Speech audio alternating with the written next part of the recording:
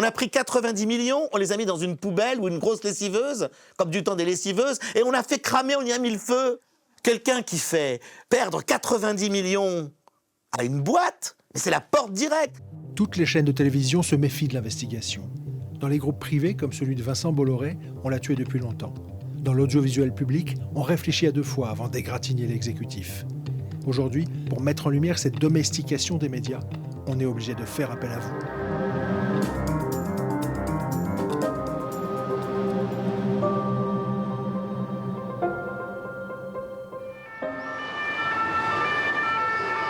En France, il existe des chaînes privées de milliardaires.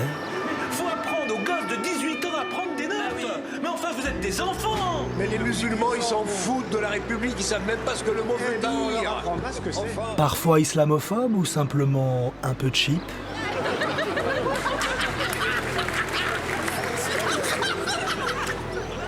Ou voire carrément de propagande israélienne. Et notre invité exceptionnel aujourd'hui sur CNews et sur Europe 1, c'est le Premier ministre israélien, Benjamin Netanyahou. Bonjour, Monsieur le Premier ministre. Bonjour, bienvenue à Israël.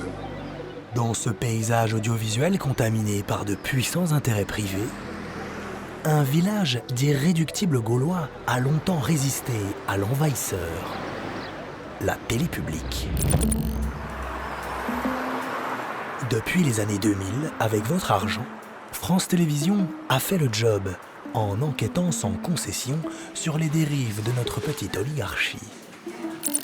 En 2018, par exemple, vous avez été nombreux à suivre un pièce à conviction de France 3 qui levait le voile sur la tentative d'exil fiscal en Belgique de Bernard Arnault, l'homme le plus riche de France. Vous pouvez demander au fisc français, appelez Bercy, j'ai toujours payé 100% de mes impôts en France. Impossible de savoir combien le contribuable Arnault paye d'impôts. En 2015, c'était au tour du ministre de l'économie, Emmanuel Macron, d'être cuisiné par Élise Lucet sur les aides publiques accordées à son ami Serge Wimbert, PDG de Sanofi. Vous versez des crédits impôts recherche à Sanofi. 125 millions d'euros. C'est-à-dire qu'il y a un crédit à l'impôt de recherche qui est versé par l'État à une entreprise qui est un fleuron de l'industrie française et qui supprime des postes où ? Dans la recherche. En 2016, même carton d'audience pour un complément d'enquête signé Tristan Valex qui révélait les méthodes néocoloniales du milliardaire Vincent Bolloré en Afrique. En 2017 enfin, Cache Investigation avait dévoilé la façon dont Xavier Niel, proche soutien d'Emmanuel Macron, persécutait des syndicalistes dans ses centres d'appel au Maroc. Selon ce journaliste média du Canard enchaîné, seule la télé publique ose produire ce type d'investigation. Et les meilleures enquêtes qui ont été faites sur les boîtes privées et sur les milliardaires, elles ont quand même été faites par le service public. Elles n'ont pas été faites par TF1. Elles n'ont pas été faites par M6. Ça, pour faire des sujets sur les meilleures pizzas de Paris et la foire aux olives à Bandol, là, ils sont bons. Mais c'est pas eux qui vont enquêter sur Sarko, sur Macron, sur Collère, sur Dati. Là, il n'y a personne. Hein. Donc, c'est le service public qui fait ce travail-là. En clair, la télé publique serait devenue un caillou dans la chaussure des puissants. Vincent Bolloré n'a jamais beaucoup aimé qu'on parle de lui, mais l'été dernier, il s'est trouvé sous les feux des projecteurs lorsqu'il a pris le contrôle de Ces dernières années, des milliardaires comme Vincent Bolloré ou Bernard Arnault ont tenté de faire taire les irréductibles Gaulois de l'investigation. Sans succès. Alors, ils s'y sont pris autrement. Dès 2016, la plupart des oligarques ont mis leurs médias au service d'un candidat. On a besoin de Macron aux affaires. Oui, sauf que... Bolloré et Canal+. Toute la gauche est décrédibilisée. Moi, je ne vois plus qu'une solution, quoi. Macron président, mais ça, c'est à titre personnel. Bernard Arnault, Le Parisien, Challenge. Arnaud Lagardère, Paris Match, Le JDD. Xavier Niel, Le Nouvel Obs. Jusqu'à propulser leur candidat favori au sommet du pouvoir. Tout le monde nous disait que c'était impossible. Mais ils ne connaissaient pas la France. Pour l'oligarchie, l'élection d'Emmanuel Macron est-elle l'occasion de régler son compte à une télé publique jugée trop impertinente ? C'est la thèse de Jacques Cotta.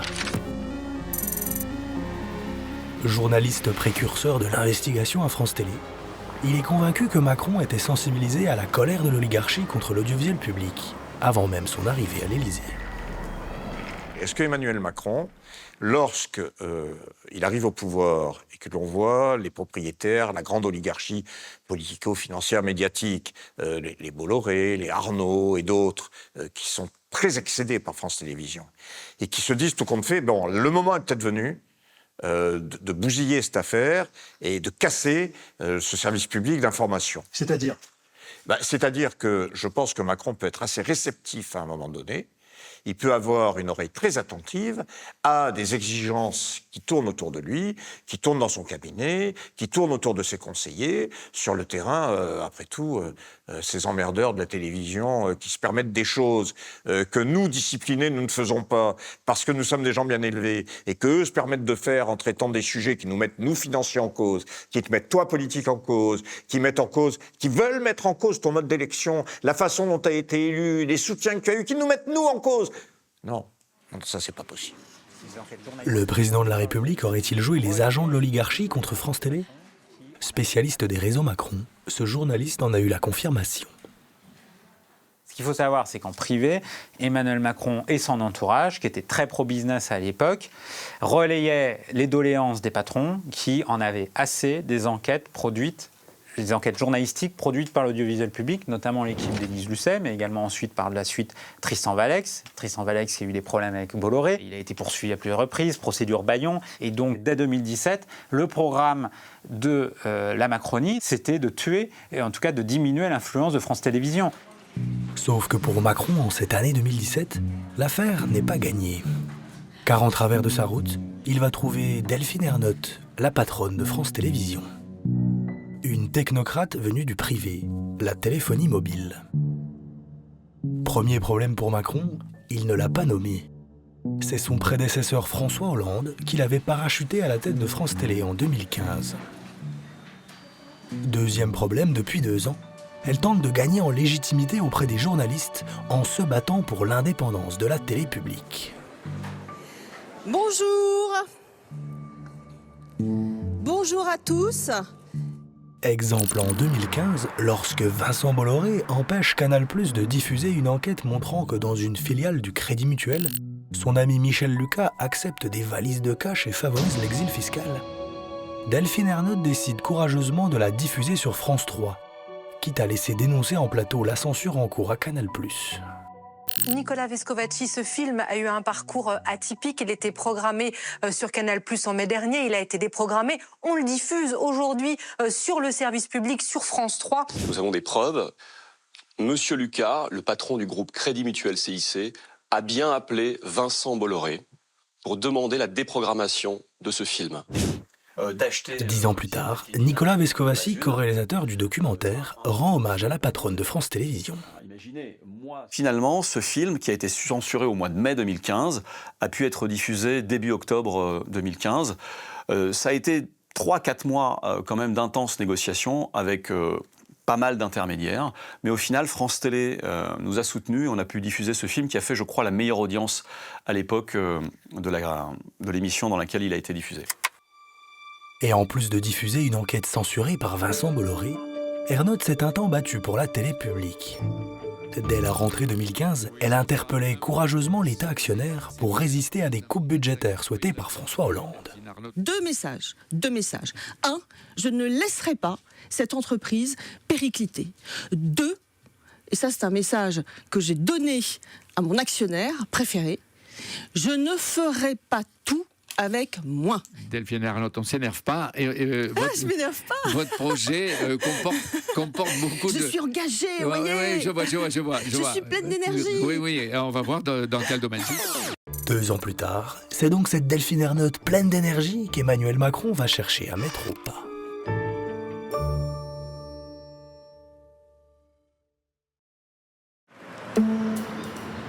Fin septembre 2017, premier coup de pression. L'Élysée exige de France Télévisions 200 millions d'euros d'économies sur le quinquennat et 50 millions d'euros dès 2018. C'est 2% du budget annuel de la télé publique. Au début, se pensant en position de résister, Delphine Ernotte rechigne à appliquer le plan d'économie et met en garde Macron. Nous allons être contraints de couper dans les programmes. Dans ce contexte de bras de fer avec l'Élysée, Complément d'enquête va faire des révélations embarrassantes sur Brigitte Macron. Le scoop de France 2 qui va faire enrager le président? Les photos de sa femme seraient retouchées par l'agence de sa chargée de com, Michel Marchand, pour la faire paraître plus jeune. Voici l'un des fameux clichés de Best Image. Et voici celui d'un autre photographe, présent ce jour-là. Cadre quasi identique, mais à y regarder de plus près, à gauche, Brigitte Macron semble avoir rajeuni de 10 ans. Ça, pour Macron, c'est pas possible. Car France 2 a mis le doigt sur un sujet que le couple a toujours cherché à mettre sous le tapis. Leurs 24 ans d'écart d'une part. Ils se sont rencontrés lorsque Emmanuel avait 14 ans et Brigitte 39 ans. Et le rôle clé de Michel Marchand, une ex-trafiquante de drogue dans la communication du couple présidentiel. Selon une ex-députée macroniste qui a souhaité garder l'anonymat, ce sujet sur Brigitte avait ulcéré Emmanuel. Après le complément d'enquête sur Brigitte, c'était plus la même histoire. Brigitte, c'est vraiment le sujet qu'on peut pas toucher pour Emmanuel Macron. C'est une sorte de ligne rouge. Donc à partir de là, c'est simple, hein, Macron il était furieux et Ernotte, il s'est fait laminer. Mais vraiment laminé. En fait, jamais un président il avait mis autant de pression sur un PDG de France Télévisions. Contrainte de céder à la fureur présidentielle, Ernotte accepte alors les économies réclamées par l'exécutif. Et elles vont même servir de prétexte pour torpiller l'investigation. En octobre 2017, la présidente de France Télé entreprend d'externaliser Envoyé spécial et Complément d'enquête. Ces deux émissions qui exaspèrent depuis 20 ans les pouvoirs politiques et économiques.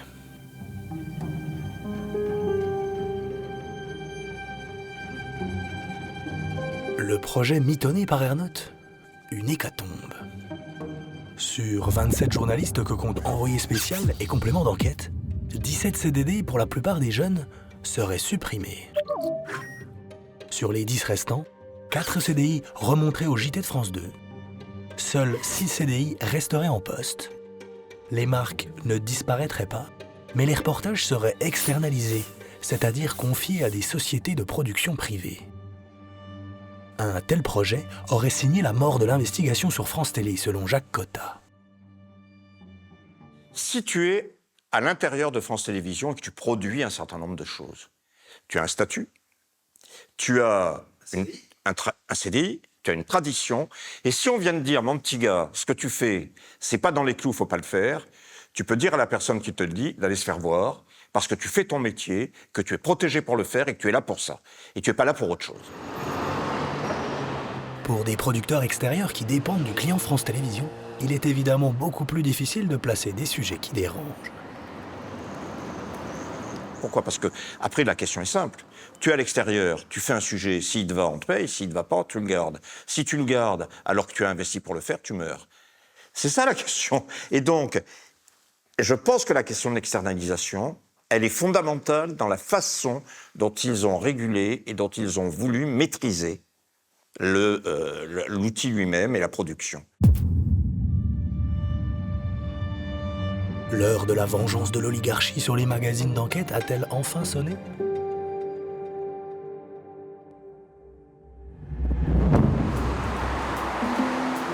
Mais c'était sans compter sur la résistance des Gaulois réfractaires de France Télé. Le 17 octobre 2017 à Paris, une manifestation intersyndicale s'organise pour dénoncer l'assassinat en règle des magazines.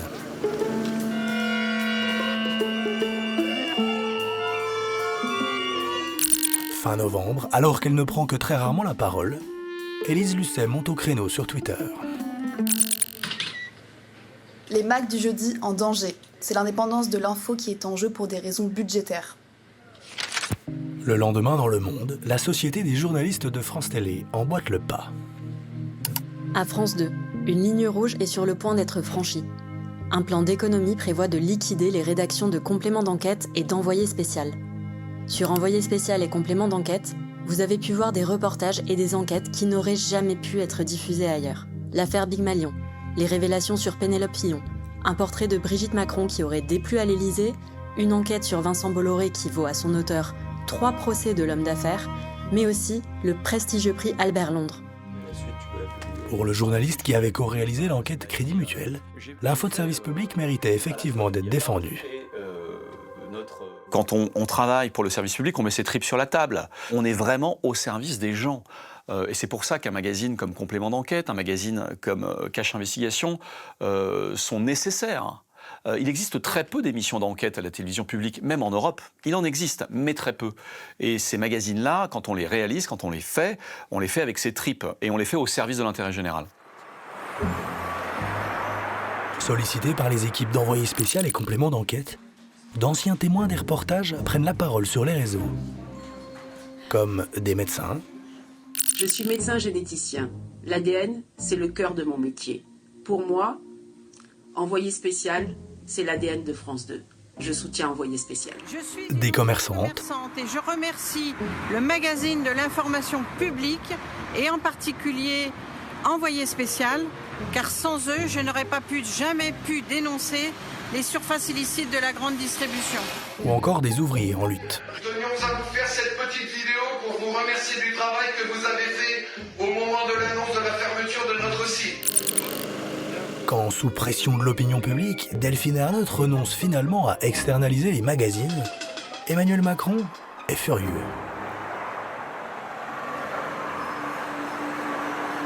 Début décembre, à l'Élysée, il va dévaster Delphine Ernotte devant les 70 députés En Marche de la Commission des Affaires culturelles. L'audiovisuel public, c'est une honte pour nos concitoyens. C'est une honte en termes de gouvernance et c'est une honte en ce que j'ai pu voir ces dernières semaines de l'attitude des dirigeants. Comble de l'humiliation pour la présidente de France Télé. Le 12 décembre 2017, 80% des salariés votent une motion de défiance contre elle. Dans ce contexte délétère, quelques jours avant Noël, Laurent Delahousse est dépêché à l'Élysée.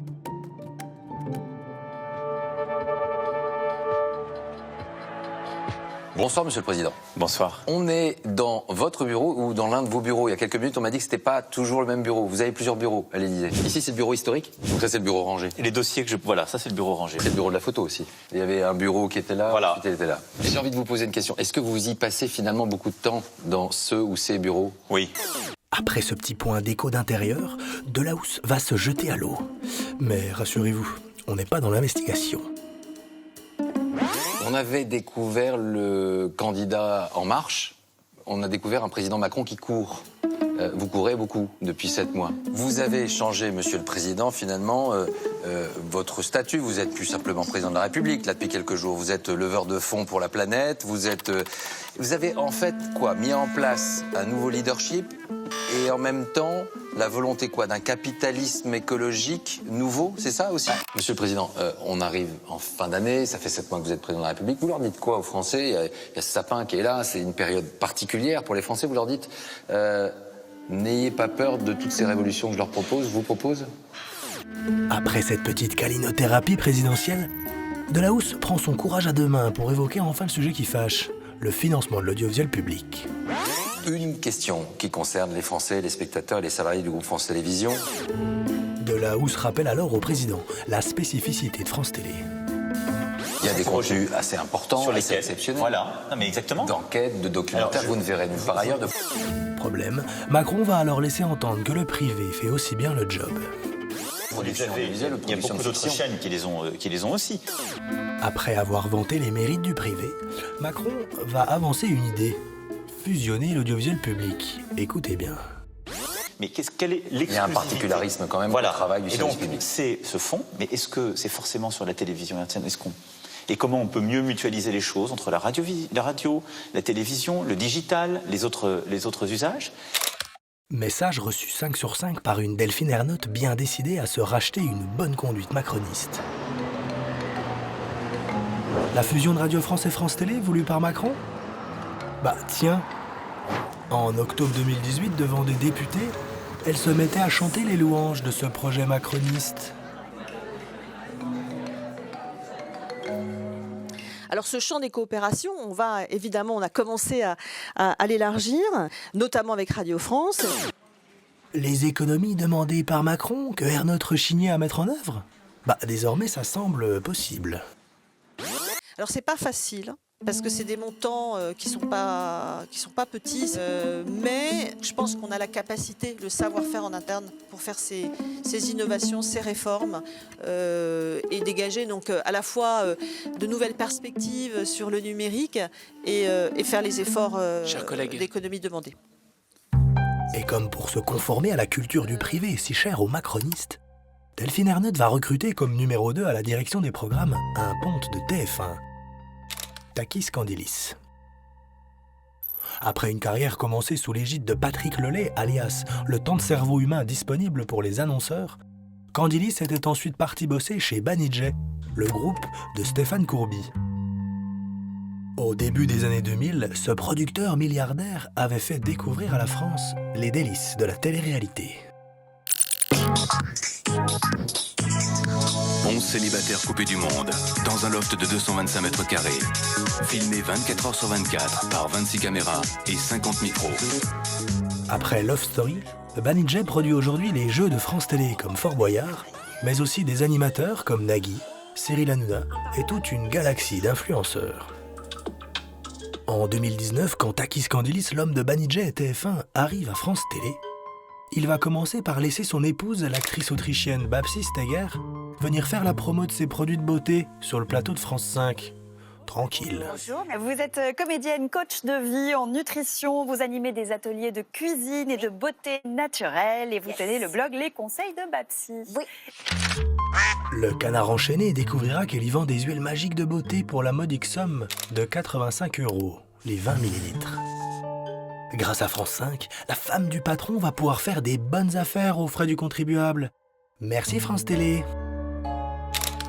Deuxième exploit de Candilis, avec TF1 et M6, il va embarquer la télé publique dans un projet un peu ambitieux. Découvrez Salto, la nouvelle plateforme de télé et streaming qui a tout à voir avec vous. L'idée folle de Candilis ? Rivaliser avec le géant américain Netflix, qui diffuse ses programmes dans 190 pays. Problème avec Salto, Candilis veut faire payer les Français pour des contenus un peu cheap, auparavant gratuits. Interrogé en 2019 sur France Inter, il avait un peu de mal à convaincre de la pertinence de cet ambitieux projet bleu-blanc-rouge. Alors justement, quand on va arriver sur Salto, ce site, quand il va exister, cette plateforme, on va pouvoir piocher un peu de Camping Paradis, un peu d'un si grand soleil. Et au final, le public va bien se ficher de savoir si ce qu'il regarde vient à l'origine de TF1 ou a été diffusé à l'origine sur France 2. Est-ce qu'il n'y a pas un risque là, qui est la dilution d'une télévision de service public, de ses spécificités, de ses missions? Vos programmes vont cohabiter avec toute la télé-réalité du groupe M6. Il y aura Candice Renoir et à côté, il y aura les Marseillais. Mais je crois en tout cas que... C'est une question quand même, non ? Oui, mais je crois que la télévision linéaire, c'est aussi la télévision du rendez-vous. Les Français, eux, ne seront pas au rendez-vous. Début 2023, Salto met la clé sous la porte. Montant des pertes, près de 200 millions d'euros, dont 60 à 90 millions juste pour France Télé, aux frais du contribuable. Colère d'un ancien cadre de la télé publique. On a pris 90 millions, on les a mis dans une poubelle ou une grosse lessiveuse, comme du temps des lessiveuses, et on a fait cramer, on y a mis le feu. Quelqu'un qui fait perdre 90 millions à une boîte, c'est la porte directe. C'est pas grave, le français, c'est la vache à lait. Le français dont vous faites partie, dont je fais partie. Après ce flop mémorable, Takis Candilis retournera pantoufler chez Banijay. Objectif, revendre des programmes à France Télé. Pour Christophe Nobili, cette culture du pantouflage vers le privé est aussi celle de Delphine Ernotte. Elle est faite comme Macron, Madame Ernotte. Et ces gens-là, ce sont des libéraux. Et ces gens-là, si vous leur passez un coup de fil, Et bien évidemment qu'ils vont faire attention à l'actionnaire. Elle est comme Madame Veil à Radio France. Ces personnes-là, ce sont des gens qui sont soit issus de l'ENA, soit qui sont des femmes ou des hommes d'affaires, qui n'ont aucun problème avec la gestion d'un audiovisuel public en façade qui est un service public, alors qu'en réalité, ça se comporte quasiment comme un service privé. TF1 ou de M6. Et à l'instar des patrons de chaînes privées avec qui elle lance des collaborations, Ernotte ne va pas se montrer très fan de l'investigation. Les guerres ne sont pas à la hauteur. En 2017, elle n'était pas parvenue à externaliser Envoyé spécial et complément d'enquête. Mais en 2019, Delphine Ernotte va réussir une chose. Décourager l'investigation dans les cases documentaires. Ces plages horaires réservées à la diffusion de films de société et qui sont souvent alimentés par des producteurs extérieurs. Off Investigation, on a contacté une dizaine. Tous ont souhaité garder l'anonymat, mais tous nous ont confirmé que sous Ernotte, il était devenu de plus en plus compliqué, voire impossible, de placer des sujets d'investigation ambitieux à France Télé. Avec Takis Candilis, on a commencé à entendre qu'il fallait arrêter de proposer de l'investigation, car les Français en avaient marre des sujets anxiogènes. Takis Candilis, issu du groupe TF1, considère le plus souvent que l'info ne marche pas et qu'il faut proposer aux gens des programmes qui les divertissent. On a dit qu'il fallait du journalisme de reconstruction, plus positif et plus concernant. À Paris, ce journaliste d'investigation est l'un des rares à accepter de témoigner de la façon dont beaucoup de producteurs extérieurs ont vécu ce changement de paradigme. Ce qui s'est produit comme changement, c'est que depuis que Delphine Ernotte est présidente de France Télévisions, elle a décidé, c'est ce qu'on nous rapporte, que l'investigation c'était pour les magazines et que le documentaire, c'était pas sa place. Le documentaire, c'est découvrir, comprendre, apprendre, enfin, c'est présenté comme ça. C'est aussi un regard singulier, le regard de l'auteur, de l'autrice. On connaît tous ces discours plus ou moins justifiés sur l'écriture documentaire. Mais que donc, l'investigation documentaire, c'était fini. Alors c'est dommage, parce que ça fait moins d'investigation. Et si ma mémoire est bonne, France Télévisions commande et diffuse près de 1200 heures par an de documentaires. Donc sur ces 1200 heures, quand on supprime l'investigation pure et dure, on supprime aussi des films d'investigation possibles. Affaiblir l'investigation documentaire, c'était également à l'époque le rêve de certains macronistes, comme Marlène Schiappa. Quand on montre sur le service public de surcroît, quand on montre sans cesse aux gens des exemples de politiciens corrompus, d'hommes politiques et femmes politiques véreux, de gens qui détournent de l'argent, de gens haineux, magouilleurs, etc., quand on ne montre que ça, je crois qu'on installe dans l'esprit des gens, waouh, ils sont tous comme ça. Et je trouve que c'est un peu une forme de populisme, de dire ils sont tous pourris. Moi, j'aimerais bien qu'on alterne et que de temps en temps, il y ait aussi des belles histoires, il y a aussi des prismes politiques, des responsables politiques, des gens qui s'engagent, souvent pour pas grand-chose, au service de l'intérêt général, mais il y en a des milliers. Tiens, quelques semaines plus tard, un rassemblement de reporters d'espoir, une association qui milite pour le journalisme positif. Delphine Ernotte réclame maintenant elle aussi des belles histoires comme Marlène Schiappa. Nom de code, le journalisme de construction. Je vais vous dire exactement ce que c'est. Parce qu'en fait, il y a des pays du nord de l'Europe, des chaînes publiques qui ont adopté cette façon de faire du journalisme. Donc le journalisme de construction, c'est ceci. Vous avez un problème de métro à Copenhague, d'accord ? Donc vous avez un premier sujet qui explique que, ras-le-bol, les chauffeurs n'arrivent pas à faire en sorte que le tram, peu importe les bus, disons, prenons les bus, arrivent à l'heure à Copenhague. 5 minutes sur les trucs en retard. Et puis, il y a aussi un autre sujet derrière, où, dans une autre ville du Danemark, ils ont trouvé le moyen de faire en sorte que les bus arrivent à l'heure. Donc ce n'est pas la solution, c'est une solution. Donc, moi, je ne crois pas au journal des bonnes nouvelles. Dans ce contexte où les macronistes rêvent de belles histoires, Delphine Ernotte va trouver une méthode ingénieuse pour contrôler plus étroitement les documentaires acceptés par France Télé. Explication. Avant 2019, les producteurs extérieurs pouvaient proposer leurs projets à France 2, France 3 ou France 5. Et chaque chaîne avait son guichet.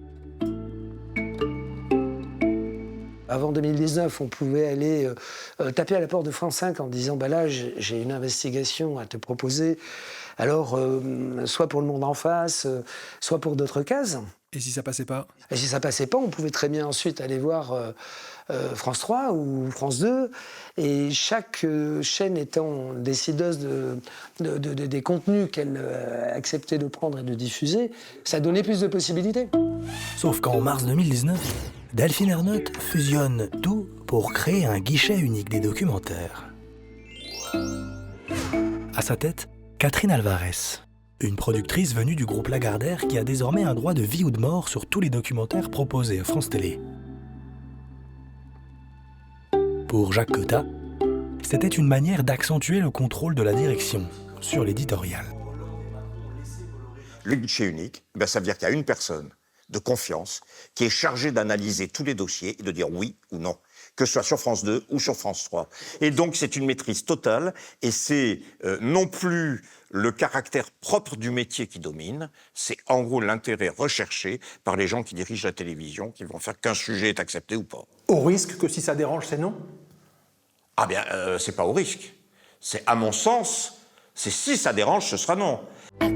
Résultat, France Télé commande surtout désormais des documentaires et formats feel good, où l'on célèbre des solutions positives et des belles histoires. On essaie de trouver des solutions pour que les algues reviennent là où elles ont disparu. Quitte à recourir à des images de synthèse pour réparer la nature. On se rend compte de sa vraie valeur quand on repense à ce que c'était et qu'on voit ce que c'est devenu.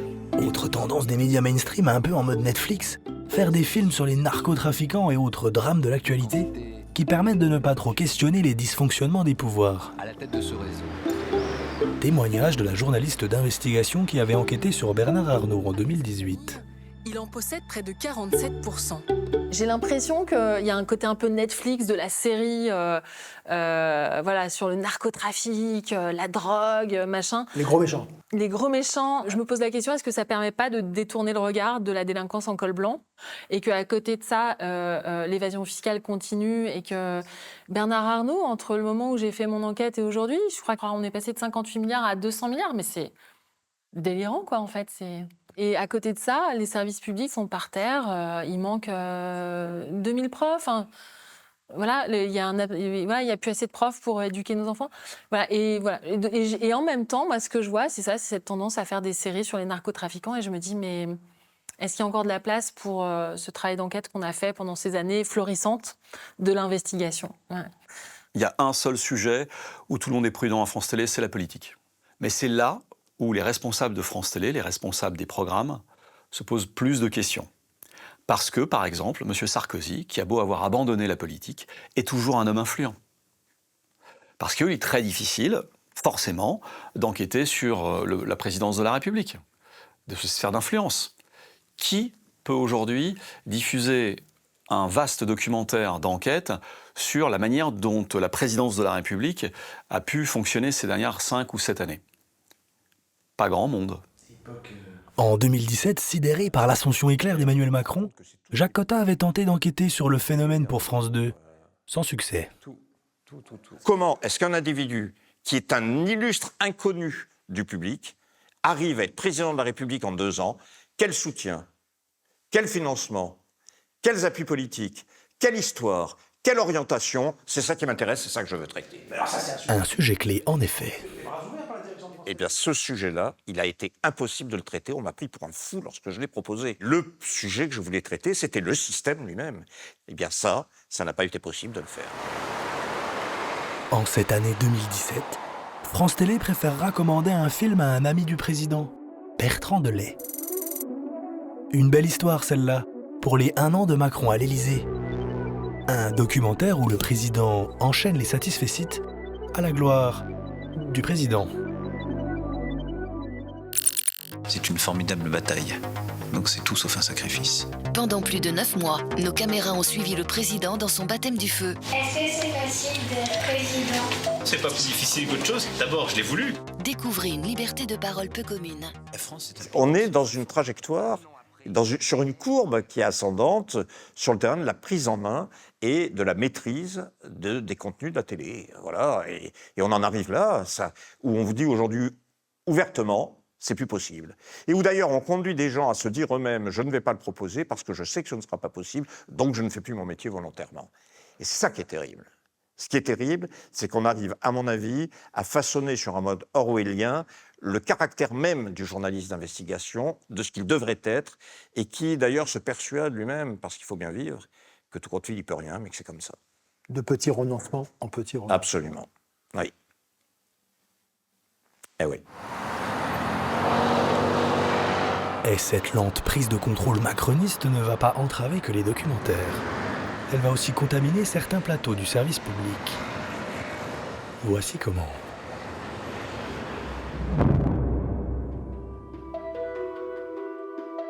Depuis son arrivée à la tête de France Télévisions, Delphine Ernotte a laissé des amis du président privatiser à bas bruit les talk-shows politiques de France 5. Vous savez, toutes ces émissions en C de fin de journée où des personnes importantes viennent débattre des sujets du moment.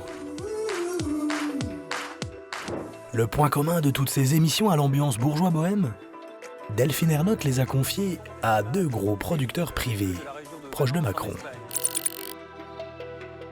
Xavier Niel et Renaud Levanquim.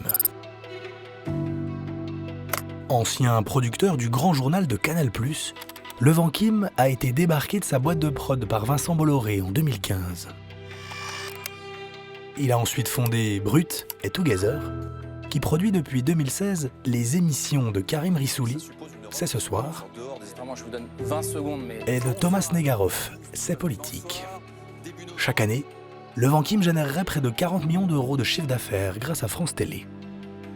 Alors, quand il est interrogé dans les médias, il n'oublie jamais de remercier sa bienfaitrice, comme Delphine Ernotte dans Le Monde en 2019. J'adore échanger avec Delphine Ernotte, la patronne de France Télévisions. J'adore cette femme, très disruptive, inattendue. Levanquim flatte aussi Nathalie Darrigrand, celle qui lui avait ouvert les portes de France 5 en 2016. Je remercie encore Nathalie Darrigrand de m'avoir permis de qui est la patronne de France 5. Qui est la directrice de France 5, qui m'a permis de mettre, et qui avait envie et qui nous a beaucoup soutenus. Quelques années plus tard, après avoir signé les chèques pour Levanquim à France 5, Darrigrand sera nommée directrice générale de Together, la société de Levanquim. Bonjour l'entre-soi et le pantouflage, avec l'argent du contribuable.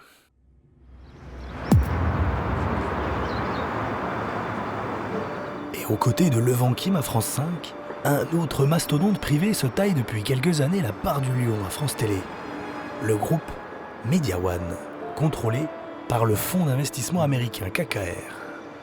Véritable empire macroniste, il a pour actionnaire Xavier Niel, propriétaire de Free, c'est un très proche de Macron. À ses côtés, Mathieu Pigasse, banquier de chez Lazare et ami de Dominique Strauss-Kahn, et Pierre-Antoine Capton, un producteur de Trouville. Au fil des ans, Media One a racheté une 60aine de sociétés de production. Et sous Macron, Niel, Pigasse et Capton ont fait leur trou à France 5. Ils y produisent C'est dans l'air, animé par Caroline Roux. C'est à vous, Anne-Elisabeth Lemoine. Ou encore C'est l'hebdo, Ali Badou. Bonsoir à tous et bienvenue dans C'est l'hebdo. Merci d'être fidèles. Montant du pactole, près de 150 millions d'euros par an. Une poule aux œufs d'or, comme le reconnaissait Xavier Niel devant les sénateurs en 2022. Et qu'est-ce qu'est devenu Media One ? Media One est devenu un des 3 leaders européens. La production marche incroyablement bien en France. Pierre-Antoine Capton, qui dirige ce groupe, fait un boulot incroyable, fantastique. Encore une fois, c'est une idée qu'on a eue il y a 4 ans avec Mathieu Pigasse et lui, tous les 3. On est 4 ans après. Il a acheté 70 entreprises de production audiovisuelle. 60 entités qui sont restées indépendantes, qui se développent. Et encore une fois, avec une liberté éditoriale, parce que c'est pour ça que ça marche. Si on n'a pas cette liberté éditoriale, ça ne va pas marcher et ça ne va pas fonctionner. Liberté éditoriale ? À voir. Car l'actionnariat de Media One est, comment dire, très macroniste. Avec Xavier Niel, bien sûr. Mais également Pierre-Antoine Capton, le producteur de Trouville. Lui aussi a réussi à s'attirer les bonnes grâces du président, notamment en produisant dès sa campagne de 2017 un documentaire à sa gloire sur TF1. Nous avons été les seuls à suivre Emmanuel Macron durant les 200 jours qui ont précédé son élection. Ils verront un type qui a envie d'y aller. Depuis, entre Macron et Capton, c'est le parfait amour. En 2022, le puissant producteur recommandait au président un lobbyiste de l'école Murdoch pour gérer sa com, Frédéric Michel. Des réseaux d'influence qui permettent à la Macronie d'être directement connectés aux émissions politiques de France Télé, selon le journaliste Mark Endeveld.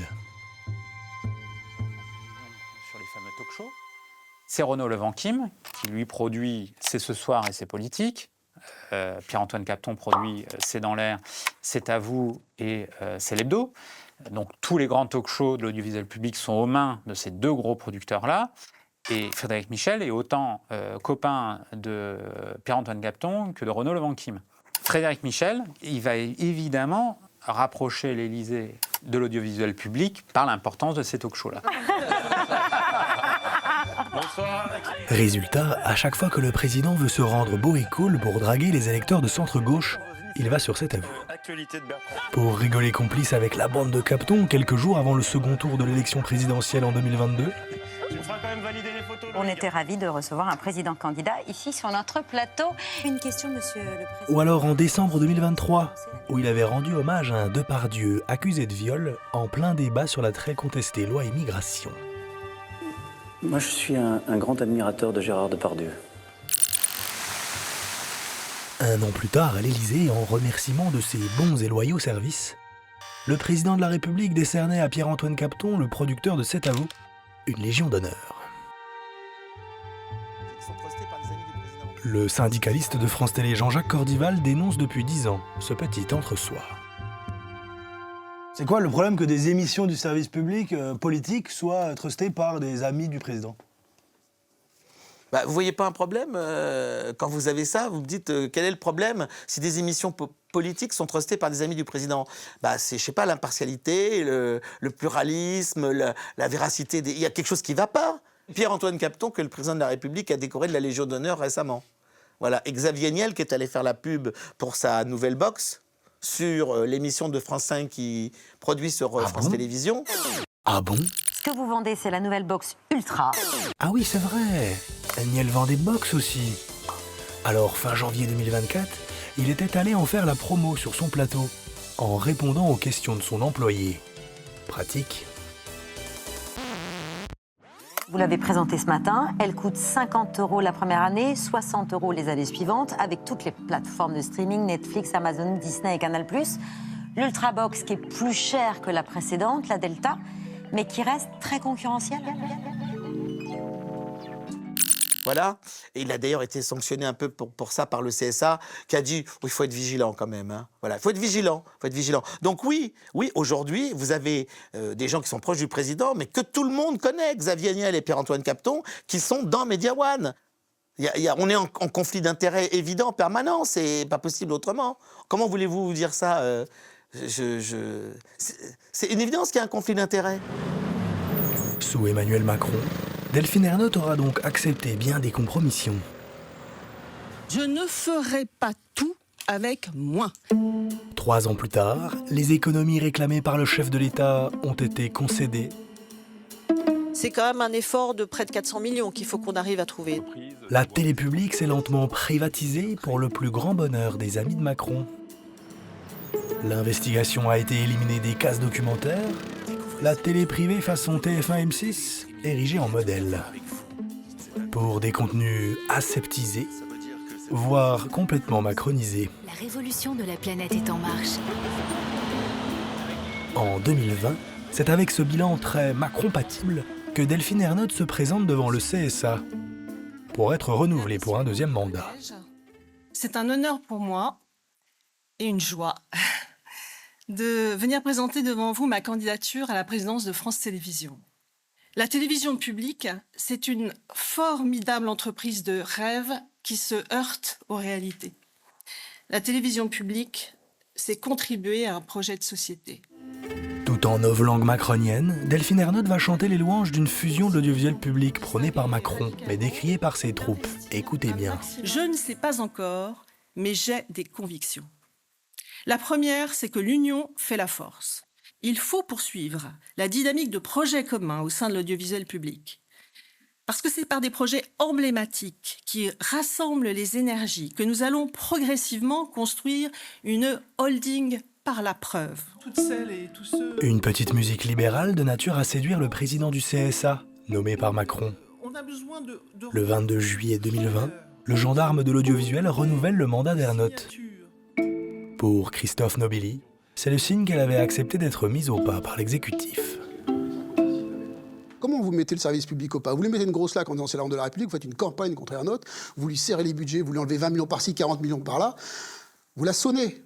Et là, la pauvre, elle pleurniche, elle dit moi je veux fromage et dessert, je veux pas fromage ou dessert. Bon bref, tout ça c'était très rigolo. Vous avez une grève en 2017, enfin bon bref. Et après, eh ben, à nouveau derrière, vous lui faites comprendre que vous allez faire en sorte qu'elle soit renommée.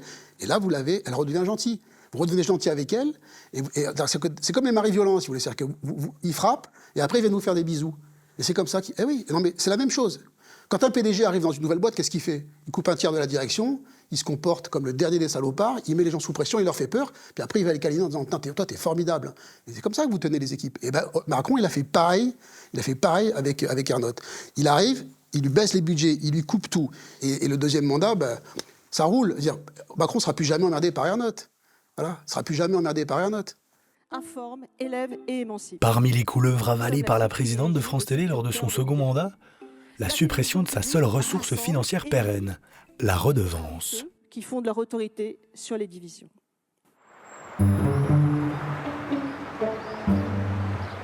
À quelques mois de la présidentielle de 2022, alors qu'ils n'ont pas réussi à affaiblir Tristan Valex et Élise Lucet, les macronistes vont s'en prendre à la redevance. Explication. Contribution de 139 € payée tous les ans par les foyers possédant une télé, elle rapportait jusqu'en 2022 2,5 milliards d'euros par an à France Télé, soit un peu moins de 90% de son budget annuel. Énorme avantage pour la télé publique, cette ressource était sanctuarisée et prévisible. L'argent collecté ne pouvait servir qu'à France Télévisions. Elle était donc essentielle pour l'indépendance de la télé publique. Tout ça, Macron n'aime pas trop. Alors début 2022, dans un contexte où Éric Zemmour et Marine Le Pen caracolent dans les sondages en surfant sur la haine de l'audiovisuel public, le président va dégainer une mesure de nature à ruiner France Télévisions. On supprimera des impôts qui restent, la redevance télé en fait partie. Une mesure que seule l'extrême droite défendait. Le lendemain, les macronistes en charge du service après-vente versent dans la démagogie.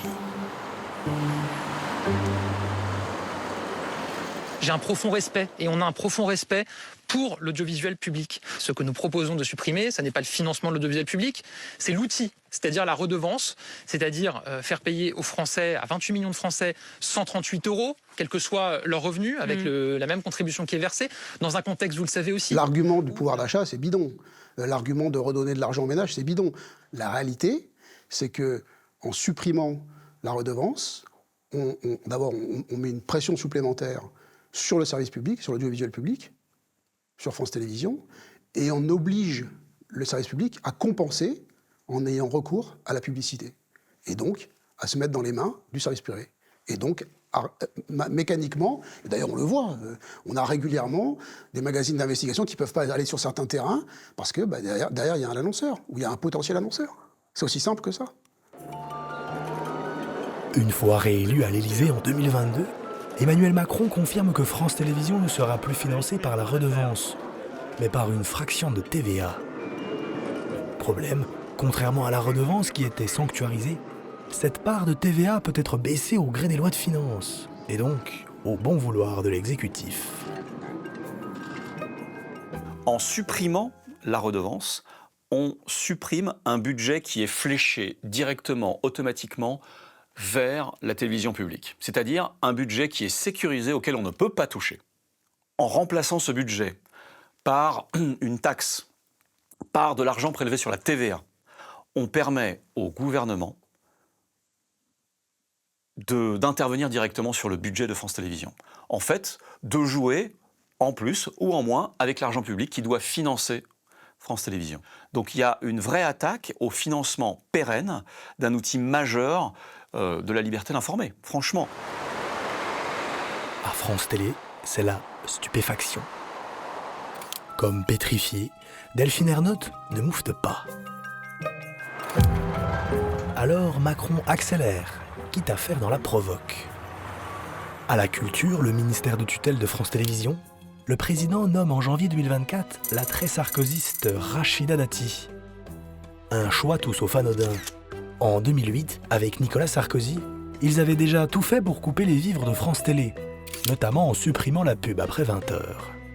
Rachida Dati elle-même en veut depuis des années à Élise Lucet, qu'il avait questionné sur ses conflits d'intérêts à Bruxelles, dans un cache investigation de 2015 devenu culte. Devant nous, un rempart de vigiles. L'interview n'aura pas lieu. Madame Dati, vous êtes élue, vous devez défendre l'intérêt général, donc on veut savoir si vous défendez des intérêts privés. C'est juste une interview, je vois pas ce qui vous fait peur, franchement. Oh, je vois peur de vous. C'est pas nous, viens, on les bloque. Acceptez une interview. Non, mais quand je vois votre carrière, acceptez une carrière pathétique. Quoi? Mais acceptez, mais quand je vois votre carrière, acceptez une carrière pathétique. 10 ans plus tard, Macron missionne cette grande fan du service public pour parachever un vieux projet de la droite. Regrouper les 4 branches de l'audiovisuel public, France Média Monde, Radio France, l'INA et France Télévisions, au sein d'une holding unique, France Média. Mais pourquoi tout fusionner façon ORTF? Sur toutes les ondes du pays, Rachida Dati répète la même petite ritournelle. Il faudrait fusionner pour être plus fort. Vous avez vu dans un contexte de forte concurrence où évidemment il est important de garder un audiovisuel public puissant. Et pour qu'il reste puissant, il faut rassembler ses forces. Il faut arrêter de travailler en silo. Ce qu'il y a en fait derrière, c'est la volonté de faire des synergies. Et quand on emploie le mot synergie, il faut entendre économie. Et derrière les économies, il y a des suppressions de postes et des suppressions de budget. Il n'y a que ça dans cette réforme qu'il faut comprendre, rien d'autre. Et ça, tout le monde à France Télévisions l'a bien compris. Le 23 mai 2024, c'est tout l'audiovisuel public qui manifeste à Paris pour refuser ce retour à l'ORTF. À partir du moment où il n'y aura plus qu'une seule personne qui décidera au sommet d'une entreprise et qui aura un projet, c'est une manière de beaucoup plus tenir politiquement ces différentes entreprises. Et c'est un outil extrêmement puissant pour une frange politique illibérale. En ce printemps 2024, Delphine Ernotte pense pouvoir tirer son épingle du jeu en prenant la présidence de la holding. Pour obtenir ce poste, elle va faire comme elle l'a toujours fait. Saisir n'importe quelle occasion pour courtiser le président. Comme ce jour de mars 2024, où il était assis au premier rang à l'Élysée pour une remise de prix à des jeunes talents des banlieues. Moi, je suis pas timide, mais il n'y a qu'une personne qui vraiment me met parfois en difficulté, pour de bonnes raisons, c'est le président de la République. Donc j'ai essayé de conserver, de chasser ma timidité, en dépit de votre présence gracieuse, et dire que dans le prolongement... Mais début 2024, un remaniement gouvernemental va venir perturber cette petite stratégie de flagornerie. Alors qu'Emmanuel Macron vient de nommer Gabriel Attal à Matignon et Rachida Dati à la culture, les équipes de complément d'enquête décident de lancer 2 portraits de ces 2 influents ministres. C'est un peu normal car, par le passé, ils avaient enquêté sur des figures de l'opposition, comme l'écolo Sandrine Rousseau, la mélenchoniste Sofia Chikirou ou encore le frontiste Jordan Bardella. Bonjour Monsieur Bardella, est-ce que ça vous dit quelque chose, Repnat du ghetto sur Twitter, Monsieur Bardella? Non. Mais le 25 janvier 2024, patatras. Le Monde révèle que la direction de France Télé a fait brutalement interrompre les enquêtes sur Attal et Dati. Ernotte protégerait-elle les macronistes dans l'espoir d'être nommée à la tête de la holding? Le 7 mars 2024, des députés du Rassemblement national vont l'interroger sur cet étonnant blocage éditorial. On continue dans l'investigation. Donc est-ce que vous pourriez nous expliquer qu'est-ce qui mène à un tel choix qui interroge, sachant que vous êtes financé par l'argent public et qu'il doit y avoir, vous l'avez dit, que chacun s'y retrouve. Et là, en l'occurrence, en fait, chacun ne s'y est pas retrouvé puisqu'en fait, il y a eu des émissions, il y a eu une émission à charge contre l'opposant principal au pouvoir en place et absolument pas sur des personnalités qui sont actuellement aux manettes dans notre pays. Je vous remercie pour ces 2 premières questions. Merci, chers collègues. Madame la Présidente, vous avez la parole. Sur la sellette, Ernotte va alors expliquer que c'était à cause des élections européennes de juin prochain. On rentre dans une période un petit peu compliquée avec des temps de parole qui vont être extrêmement contraints en raison des élections européennes. Il nous était impossible, imaginons qu'on fasse un complément d'enquête sur une personnalité politique en mars, on ne pouvait pas corriger dans la période des élections européennes. Et donc là, on était totalement en bridge avec l'obligation de pluralisme qui est le nôtre. En réalité, cet argument des européennes ne tenait pas la route. Pourquoi ? Lancées début 2024, les enquêtes sur Attal ou Dati auraient mis de longs mois à être fabriquées. Elles n'auraient donc jamais été prêtes avant les européennes de juin 2024. La présidente de France Télé a donc menti devant une commission d'enquête parlementaire. Ernotte chercherait-elle à protéger la ministre ou sa carrière ? Ce qui est sûr, c'est qu'elle attendra d'être renommée à la tête de France Télévisions 1 an plus tard pour diffuser enfin le complément d'enquête sur Rachida Dati. Elle est l'une des rares à avoir survécu aux 2 derniers remaniements. Complément d'enquête sur l'insubmersible Rachida Dati. Moi, je trime depuis que j'ai 16 ans et demi. Je sais ce que c'est. Fille de maçon marocain devenue garde des Sceaux, jadis puncheuse des sarkozystes, aujourd'hui ministre de la Culture surprise de la Macronie. C'est un bulldozer qui n'a pas de limite. Se sentant trahi par Ernotte, Dati jure vouloir maintenant le scalp de la patronne de France Télé. Ambiance. Malgré la colère de Dati, Ernotte a sauvé l'essentiel, son poste à la tête de France Télé. Quant au projet de holding de l'audiovisuel public, il sera finalement abandonné suite à la dissolution de juin 2024.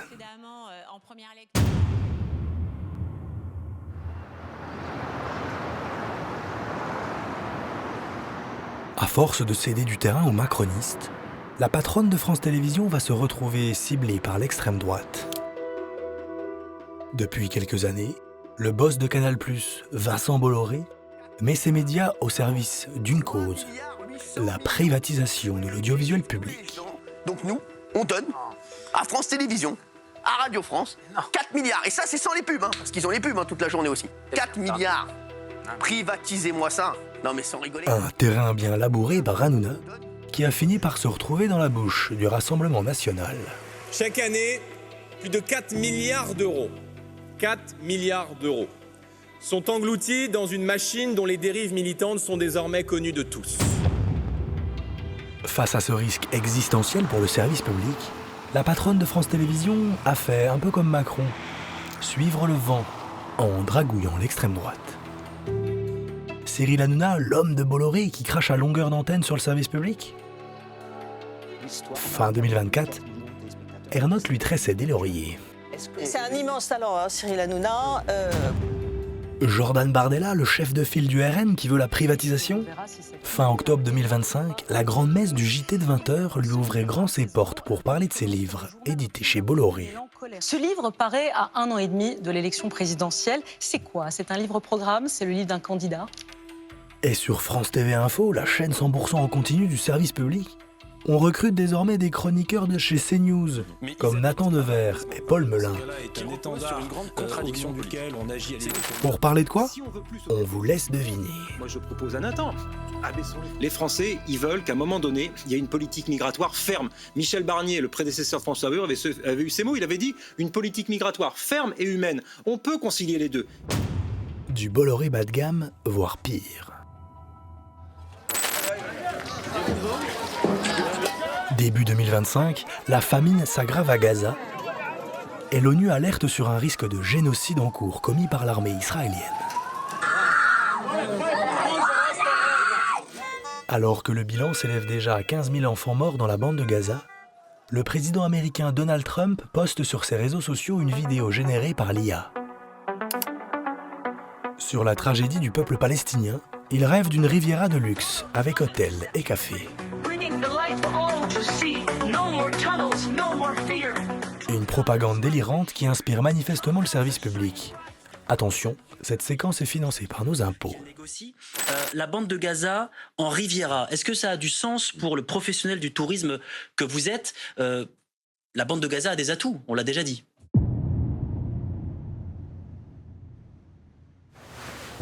Pour Caroline Mécari, une avocate marquée à gauche, le service public multiplierait les œillades aux électeurs d'extrême droite.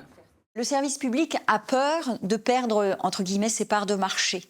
Et donc, au lieu de cultiver leurs différences, leurs qualités, parce qu'il y a vraiment de grandes qualités dans les émissions du service public, ils vont sur le terrain de ces chaînes de propagande. Et ils font comme ces chaînes de propagande.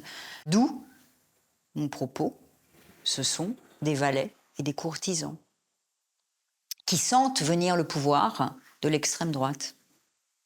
Ils sont déjà prêts, ils sont déjà couchés.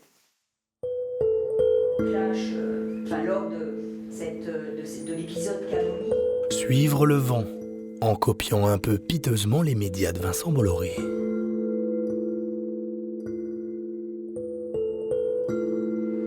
À France Télé, cette stratégie va faire au moins une victime. La petite équipe de France TV Slash.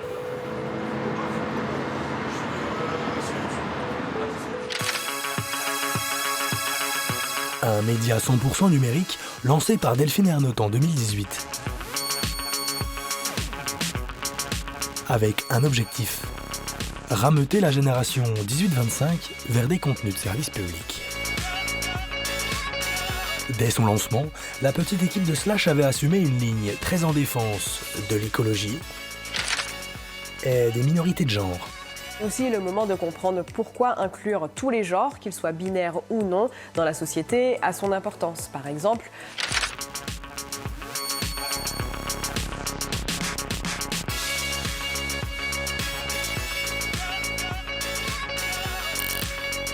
mais aussi dans la lutte contre le racisme et les violences policières.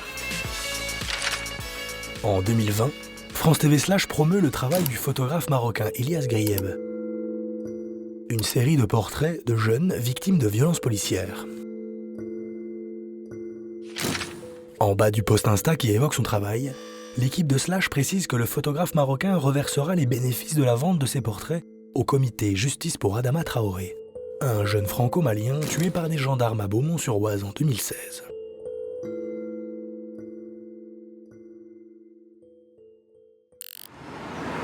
Pendant près de 4 ans, France TV Slash va passer sous les radars de l'extrême droite.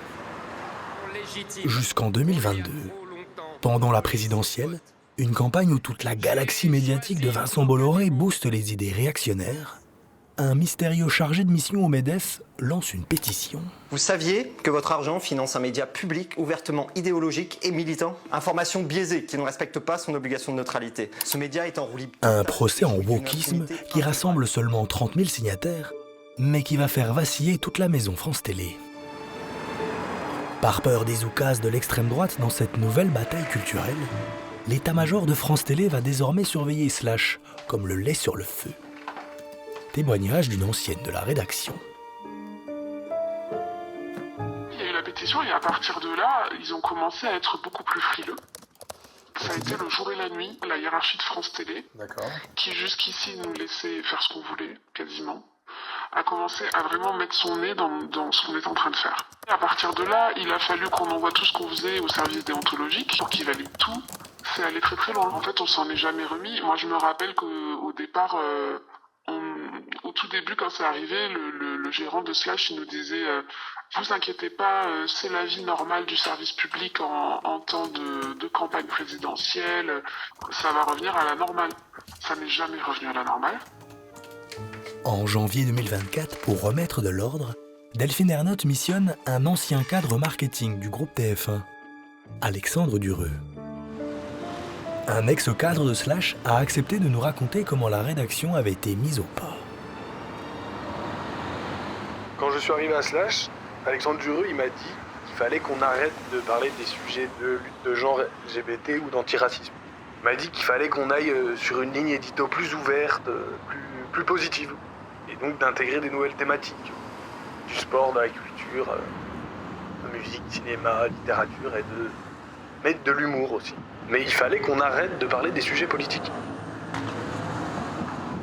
Problème, la rédaction de Slash ne souhaite pas prendre ce virage. Du coup, moi, je me retrouve un peu entre deux chaises, quoi. Je fais les conférences de rédaction avec mes journalistes, et le problème, c'est qu'ils me proposent des sujets qui sont alignés sur l'ancienne ligne éditoriale. Et donc après, quand je vais défendre les sujets devant Dureux, c'est toujours non. Par exemple, après le 7 octobre, c'était impossible de placer un sujet sur la Palestine. Dureux me disait que c'était pas assez positif, que c'était trop politique, ou alors que de toute façon c'était à France Info de s'en occuper. On a pu parler une fois de la Palestine, et on ne pouvait pas mentionner le terme Israël.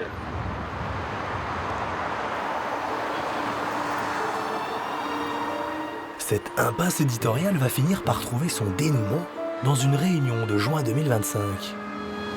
Au 3e étage du bâtiment de France Télé, toute l'équipe de Slash est présente. En face d'eux, leur chef, Jean-François Peralta, directeur des programmes jeunes publics pour France TV Studio, et bien sûr, Alexandre Dureux.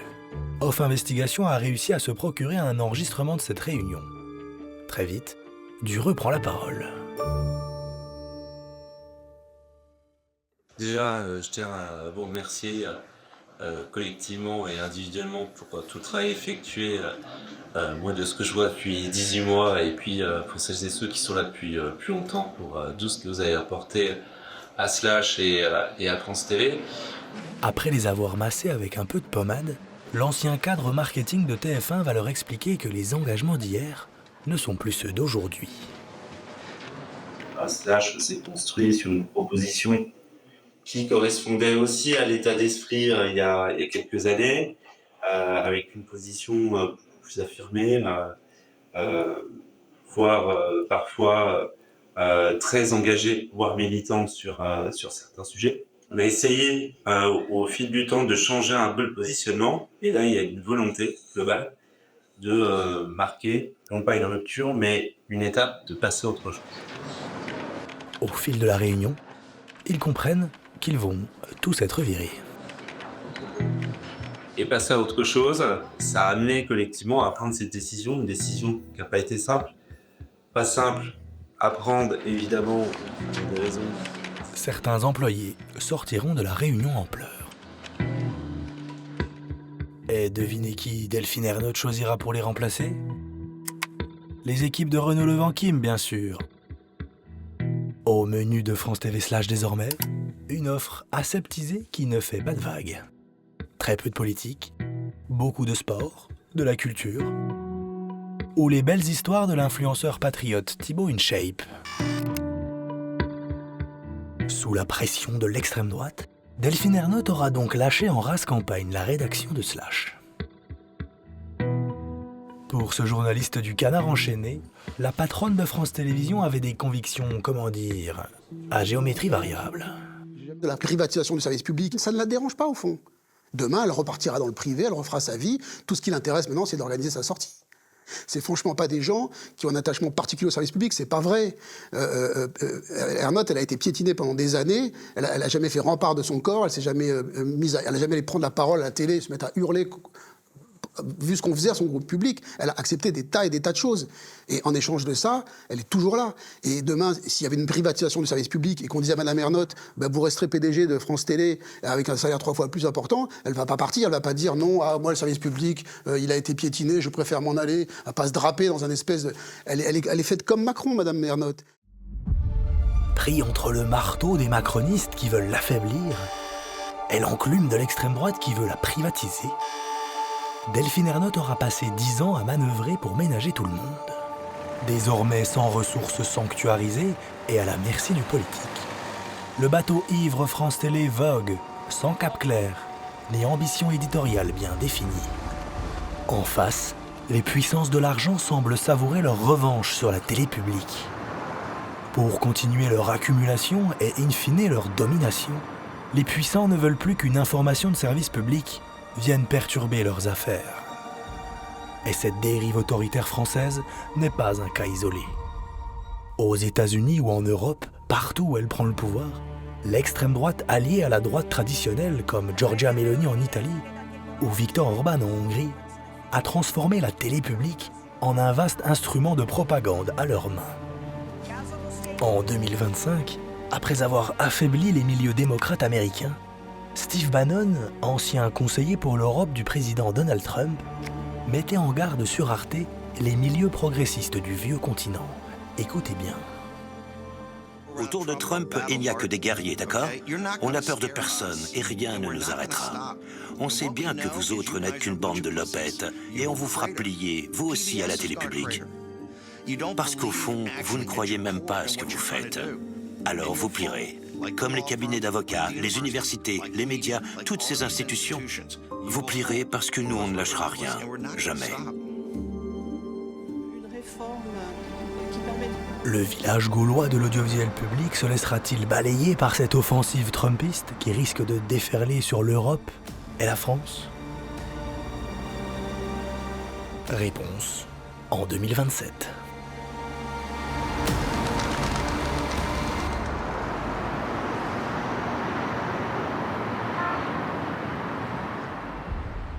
Merci d'avoir regardé cette enquête. Chez Off Investigation, nous n'avons ni sponsor ni actionnaire extérieur. Si nos enquêtes existent, c'est uniquement grâce à vous, celles et ceux qui savent qu'un journalisme indépendant est possible. C'est votre soutien qui nous permet d'enquêter librement sur les milieux du pouvoir des médias et de l'argent. Et c'est lui qui nous garantit une liberté éditoriale totale. Si vous pensez que ce travail est essentiel, faites un don sur offinvestigation.fr. Votre soutien, c'est notre indépendance.